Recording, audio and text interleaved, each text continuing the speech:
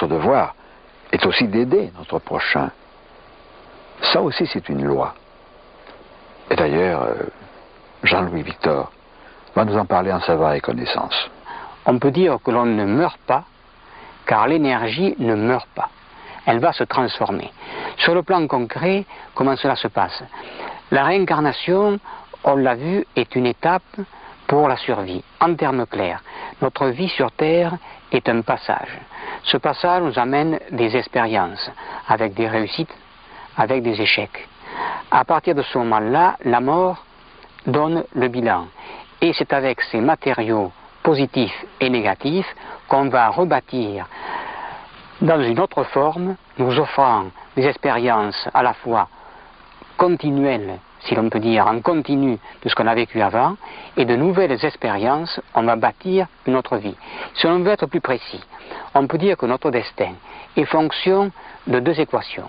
La première, un suivi par rapport à notre vie passée. C'est-à-dire que nous avons ce qu'on appelle des dettes karmiques. Le mot karma veut dire destin.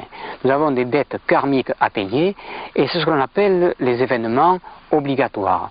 On ne peut absolument pas échapper à un événement obligatoire. Il y a en effet un prédéterminisme biologique, physiologique, énergétique et karmique.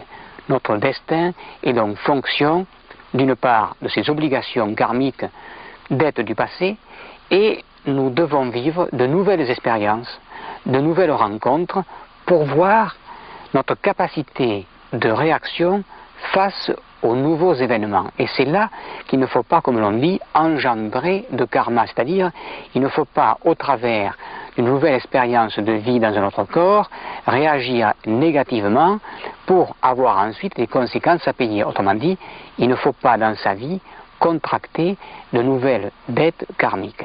Alors l'évolution est progressive, il n'y a pas de régression dans la réincarnation. On peut redoubler une classe, c'est-à-dire redoubler une vie dès l'instant où les exigences ne sont pas bien remplies. Autrement dit, la réincarnation est un contrat. Ce contrat est extrêmement précis, avec un prédéterminisme extrêmement rigoureux à tous les niveaux. Quelle est la part de liberté dans la vie? La liberté est fonction de la conscience. On est libre autant qu'on est conscient. C'est-à-dire que plus on est conscient, plus on est libre de constater, de juger, de réfléchir, mais on n'est pas libre de changer un événement. Si tout le monde pouvait changer les événements, ça serait le grand chaos sur Terre, déjà que c'est le chaos quand même, alors imaginez les conséquences. Donc la loi de la réincarnation est une loi avec une morale et de justice cosmique extrêmement rigoureuse qui fait la balance entre ce que l'on fait et le prix à payer pour ce que l'on fait. Jean-Louis Victor nous a donc parlé de la loi karmique. Je pense qu'il faut demander à notre ami Paco Rabanne